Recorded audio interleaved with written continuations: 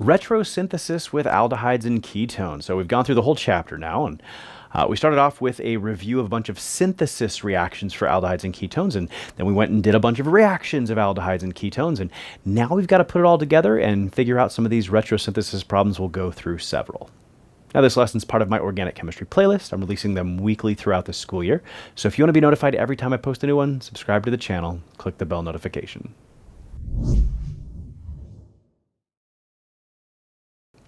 So we'll take a look at our first synthesis problem here. We've got a 4-carbon alcohol. We want to turn it into a 7-carbon ketone in this case. So we're definitely going to have to make get a result where we've got a larger carbon chain, which means we have to make a carbon-carbon bond somewhere.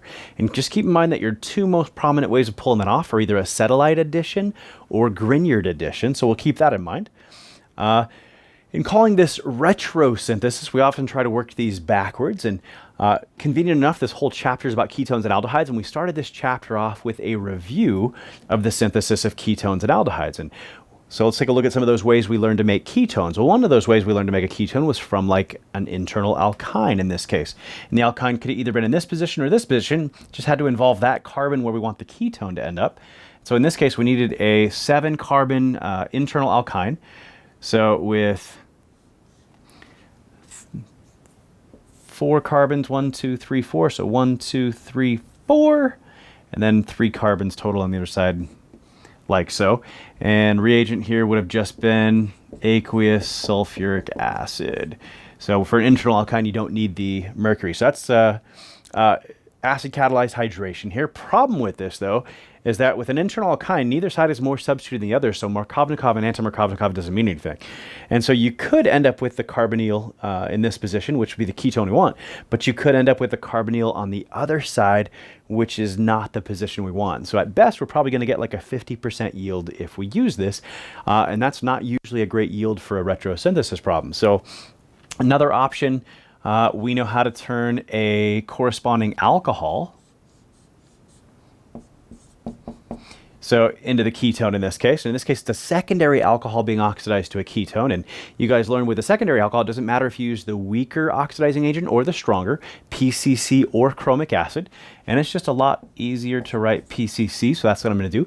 But I could have, written out sodium dichromate with sulfuric acid or something like that for chromic acid. If we look at this, forming an alcohol, going back to what we got here, again, an alcohol is a good one because Grignard addition results in producing an alcohol. And the key is focusing on the carbon with the OH, because you're typically going to make one of the adjacent bonds when you attack a ketone or aldehyde. Technically, you can make one of the bonds further away if you're attacking an epoxide, but that's not going to be relevant here, as we'll see, and less common for sure. In this case, whether I say we're making the bond on the carbon-carbon bond on the right or the one on the left, it's the same thing due to symmetry. So it doesn't really matter which one we choose. I'm just going to choose the one on the right. And if we were trying to make this with a Grignard, we would end up with a 4-carbon aldehyde on this side and a 3-carbon Grignard on this side. And that's not so bad because I've got a 4-carbon alcohol here, and we know how to turn 4-carbon alcohols into 4-carbon aldehydes with PCC. So this looks like it's probably going to work here. So and if we were trying to do this from Grignard addition, again, we'd have a 1, 2, 3, 4-carbon aldehyde. So, and the Grignard here would just be a 3-carbon Grignard reagent. So 1, 2, 3 carbons, and then like MgBr, MgCl, or MgI, followed by the acid workup step. So, and that would generate exactly what we're desiring here. Now, how do I make this lovely aldehyde? Once again, from a primary alcohol to an aldehyde, you have to use the weaker oxidizing agent. You can't use chromic acid. Got to use that PCC. And here we go. Now, not the worst synthesis. It's 1, 2, 3 steps. Not so bad. If we had tried to do it through the alkyne here and stuff like this, we technically might have been able to pull it off by making this carbon-carbon bond. So, because we want to keep 4 carbons together since we got 4 carbons in our original reactant. And then we know how to, get here by using the appropriate acetylide with the alkyl halide. The question is then, how do I get to an acetylide from here? Well, not very quickly. It would take quite a few steps to do that. And again, at the very end anyways, the last step would only give you a 50% yield at best. So it's probably going to be a longer synthesis, and the last step's only going to get at best a 50% yield. So not a great one. Other things we could, kind of envision is maybe, we had an alkene right in this position. because we know how to do ozonolysis of an alkene or something like that. But again, that makes the carbon chain even bigger, which, probably takes even more steps to turn this guy into such a carbon chain and things of that sort. So that gets even more complex. Probably the best synthesis we're going to come up with. And I say probably, I designed it for it to correspond to this synthesis right here. Let's take a look at a second example. So for this second synthesis problem, we've got cyclohexene here. So alkene is a major functional group, but we're also going to end up with an alkene as the major functional group. And one thing that comes to mind when I look at this is we want to make an alkene, and we learned how to make alkenes with elimination reactions, but we are in the ketone and aldehyde chapter, and you had one reaction that actually produced an alkene, and that was the Wittig reaction. So good chance we might make this alkene through the Wittig reaction, but again, we could just make it through an elimination reaction or something along those lines as well. So if we were trying to make it from an elimination reaction, you've got a couple of different options.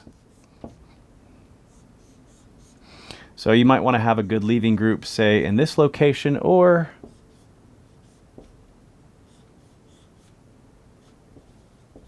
in this location. And in either case, actually, well, let's not go either case. In this case, whether I formed it with this secondary carbon, or this secondary carbon, they're all equally substituted.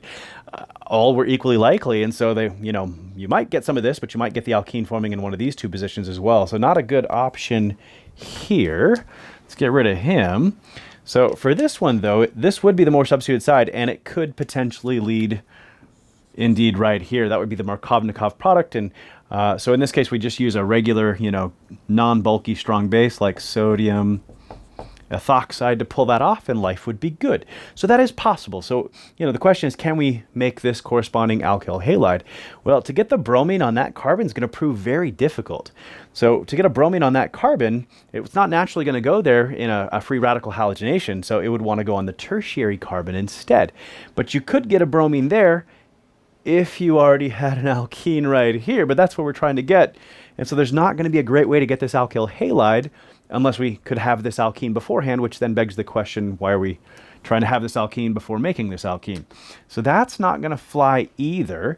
So doing this through a normal elimination reaction is not going to be the easiest thing. Now, we could also envision doing elimination with an alcohol in one of these two positions as well.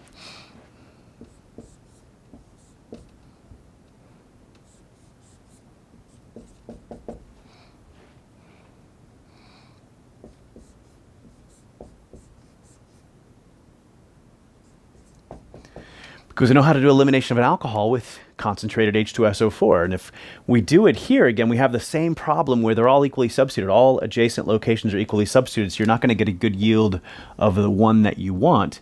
And if we do it here, it's going to go to the preferentially Zaitsev, to the more substituted side, and we could pull this off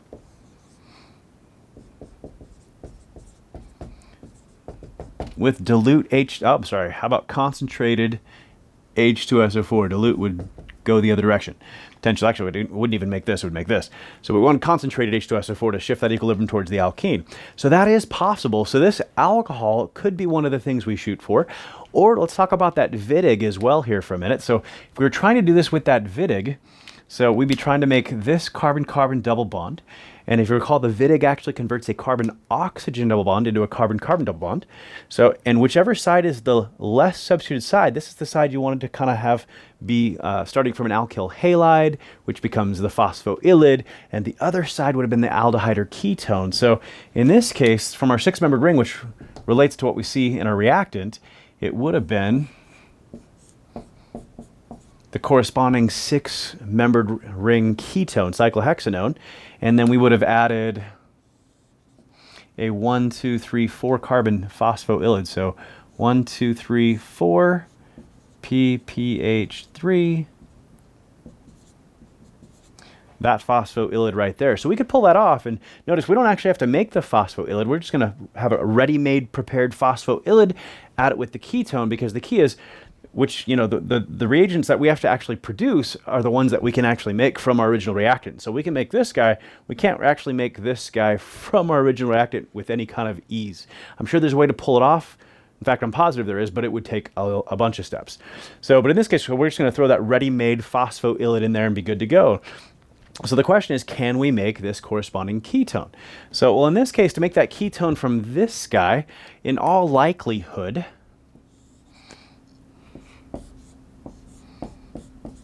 you'd be making it from the corresponding alcohol, and again, from a secondary alcohol to a ketone, either chromic acid or PCC, and it's just so easy to write PCC.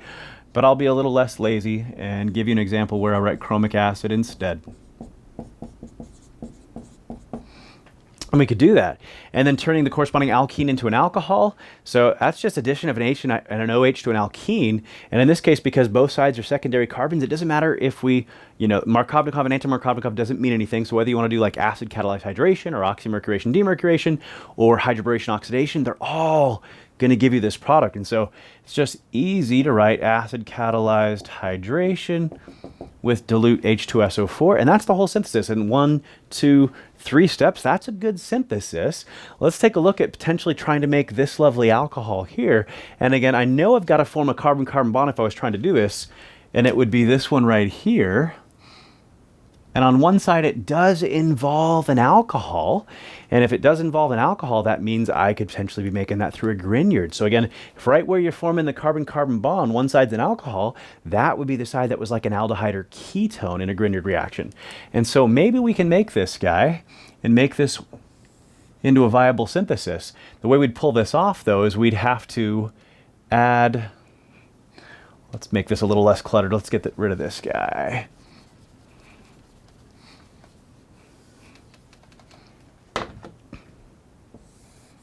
So from this side, that would be our Grignard reagent.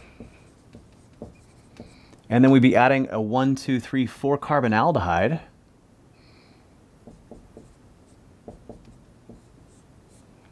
Followed by the acid workup step. And that would pull it off. Well, how do you make a Grignard reagent? You make it from the corresponding alkyl halide. And I've got my arrow backwards.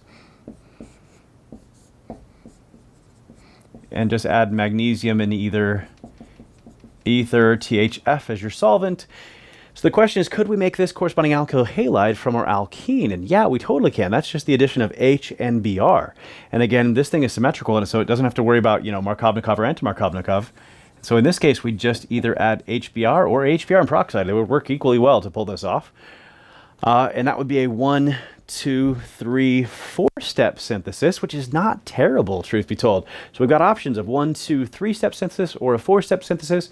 Again, usually the fewer the steps, the better off your synthesis, because often every step along the way you've got to do a purification and you're going to lose some product and you have a chance to get a lower yield and all that stuff. So the bottom one here is probably better, but it's not much better. 3 versus 4 steps. A lot of professors would give you equal credit for both these, although there are some professors out there that would give you full credit for this one and 3/4 of the points for the top synthesis. So couple different ways we pulled off doing this. You're going to find this comes up more and more commonly now that we're getting towards the end of second semester.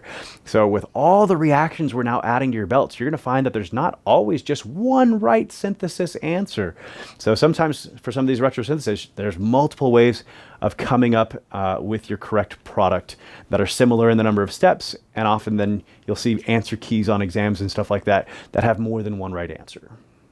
So here's the next one here, and I've got benzene. And then I've got benzene plus 3 additional carbons and an alcohol functional group here. We can definitely see that we're going to have to form this carbon-carbon bond. And keep in mind that, again, forming carbon-carbon bonds most commonly is going to occur through either acetylide addition or Grignard addition. And this one can't be acetylide addition, because there's just no way to have a triple bond on either side of where this is. So it's got to be through Grignard addition.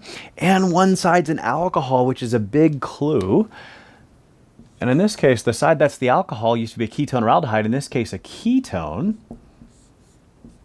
It's just a 1, 2, 3 carbon ketone followed by an acid workup step. And then this guy would have been the Grignard reagent side. And we're used to writing the Grignard reagent as the one up here, but the key is what we're going to put in front of the arrows here and stuff like that has to be related to what we're originally starting with here. And so that's why we're kind of going the route we're going. So how do you make a Grignard reagent? Well, you make a Grignard reagent from the corresponding alkyl, or in this case, aryl halide.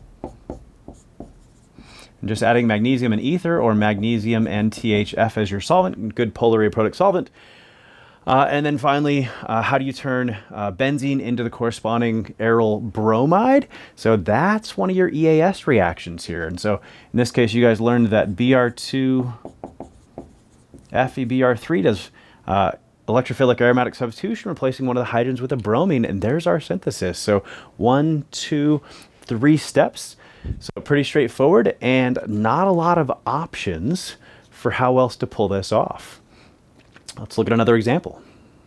So here's our next synthesis problem here, and we can see that we've got 7-carbon alkyl halide here, and here we now have still 7 carbons plus an 8th carbon on the other side of a nitrogen.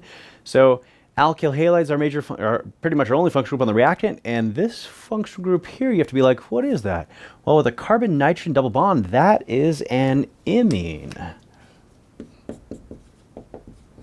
So, and you got to remember, that's new from this chapter. Imines are formed by the addition of a primary amine to either a ketone or aldehyde. And so we're going to form this carbon-carbon double bond, but it used to be, before the imine formation, a carbon-oxygen double bond instead. So no other way to make that imine that you know of in this case. And so we're going to have a carbon-oxygen double bond right there instead. That means this used to be an aldehyde. So, and what did we add to get there? Well, we added the corresponding primary amine on the other side, which in this case is just a single carbon with NH2. And with a single carbon, we often actually explicitly draw in the methyl group. So, but to make that imine, it's just the corresponding primary amine and with an acid catalyst, and we've made the imine. So really what we're trying to make here is this aldehyde right here. And so look in here, to make that aldehyde, well, again, we've got several ways to make an aldehyde here. So in this case, we could have done like, some form of ozonolysis. But again, ozonolysis would have meant you would be cleaving a carbon-carbon double bond. Well, I've got 7 carbons here. I've got 7 carbons here. I don't want to lose any carbons. I don't want to gain any either, but I don't want to lose any. And again, cleaving a carbon-carbon double bond implies you're going to be cleaving off some carbons, at least one. So don't want to do that. No ozonolysis here. Could do it from an alkyne as well again, but again, I've got the same number of carbons that I want. Having an alkyne here and doing hydration and stuff like that, well, I can't have the alkyne here, that would violate the octet rule, and I don't want to have any more carbons than what I have, so I don't want to do that either. Potentially, you guys know how to make aldehydes again from the corresponding alcohol. And in this case, it's a primary alcohol. To the aldehyde, you have to use the weaker reagent, PCC. You cannot use chromic acid. And in this case, do we know how to make this alcohol in exactly that location? And we do. And the most prominent way is to make it from the corresponding alkene. So it has to be the alkene in this location. And then we want to go anti-Markovnikov, add the H on the more substitute side, the OH on the less substitute side. And that is hydroboration oxidation, which is BH3 THF followed by H2O2 NaOH. Running out of room there. Cool, and that would put the hydroxy group in exactly the location that we want. And so the question is, how do we make an alkene? Well, again, you can make an alkene with elimination. And I say elimination, obviously we can make an alkene with the Wittig reaction. So, but in this case, once again, I've got an alkyl halide. That's what we use for typically the substrate for an elimination reaction. So let's do E2 elimination. And in this case, I can also see that I don't want the Zaitsev alkene. I want the anti-Zaitsev least substitute alkene. So here's where we want to use that bulky base. And so in this case, I'm going to use potassium tert butoxide, and life is good. And that's our synthesis. 1, 2, 3, 4 steps. And you're going to find 3 and 4 step synthesis pretty common at this section. 5 and 6 would be a little rarer, but I have seen them come up. All right, last synthesis problem here. We've got an alkene to start with 1, 2, 3, 4, 5 carbons. And we're ending up with an ester with 1, 2, 3, 4, 5 carbons. So the number of carbons hasn't changed, but obviously the backbone here is different with that oxygen right in the middle of the 5 carbons, and it's an ester. Well, in the next chapter, we're going to learn some new ways to make esters, but up till now, you've learned exactly one way to make an ester, and that is with that Baeyer-Villiger oxidation. So that's going to have to be a part of this synthesis here. And so essentially, we're just going to remove that oxygen out of there. And so before this, we would have had a 1, 2, 3, 4, 5 carbon ketone instead, and we have to add a proxy acid. And I could generically do it, or I could use the most famous proxy acid, MCPBA, metachloroproxybenzoic acid, to pull that off. And it's going to insert on the more substitute side, not on the less substitute side for ketones, exactly as we want it. And that's the only way we know how to make an ester up till now. So what we're really shooting for is this ketone then, and I've already got the appropriate number of carbons, and you've got a couple of options here really. So you could pull this off from one of a couple of different alkenes, right? You could have 1, 2, 3, 4, 5 carbons. So, and you want to go Markovnikov here on a terminal alkyne, so you could pull this off with HgSO4 in aqueous H2SO4. So you could also pull it off with the alkyne in this position. So problem here is that the ketone could end up here or here. This is an internal alkyne. Markovnikov and anti-Markovnikov don't mean anything. So it doesn't matter which reagent you use, whether you try to do acid catalyzed hydration here or do hydroboration oxidation with a bulky borane. Doesn't matter. You could get the ketone here, but you could also get the ketone here. And so at best, you're going to get a 50% yield, and that's a good indication that that's probably not the way to go. So the question is, could we make this corresponding alkyne? And again, I don't need any more carbons, 5 carbons, 5 carbons. Well, how do you make an alkyne? Well, you guys learned how to make an alkyne from the corresponding dihalide. And so in this case, could have 2 halides on the same carbon or on adjacent. So in this case, we'll call this a vicinal dihalide. And those are the ones you most notably know how to make because you can make them from a corresponding alkene using Br2 and an inert solvent like CH2Cl2 or CCl4. So this turned out to be a viable synthesis. It actually wasn't the one originally in my head here, but 1, 2, 3, 4 steps. Nothing wrong with that. Let's see if we can make it a little faster. Other ways to make ketones. So you guys have learned again to make ketones by oxidizing corresponding alcohol. And so in this case, it's a secondary alcohol to a ketone. And once again, for secondary alcohols, it doesn't matter if you use the weaker PCC or the stronger chromic acid. And again, I personally just like writing PCC. Can we make this corresponding alcohol? And yeah, we can. That would be the addition of H and OH, Markovnikov. And so you could do acid catalyzed hydration, just dilute H2SO4, or you could do oxymercuration, demercuration. Personally, I'd be writing, so dilute H2SO4. But just to not be lazy here and show you another example, oxymercuration, demercuration. So mercuric acetate and water followed by sodium borohydride would pull it off as well. And now we've got a 1, 2, let's get back here, 1, 2, 3-step synthesis, even better than the 4-step synthesis we just came up with. And again, for most of you, your professor's probably going to accept either one of these answers with full credit. So, but for some of you, the shorter step synthesis is going to be the preferred one. You'd get full credit here. You might only get like 3/4 of the points on this one. It totally is really dependent upon your preferences of your professor. So cool. We've now worked through several of these retrosynthesis problems. Hopefully that's a good foundation for how you want to approach and think about these problems. Work several more on your own. Now, if you found this lesson helpful, would you consider giving me a like and a share? Best thing you could do to make sure that other students get to see this lesson as well. If you're looking for the study guide that goes with this lesson, if you're looking for practice problems for ketones and aldehydes, check out my premium course at chadsprep.com.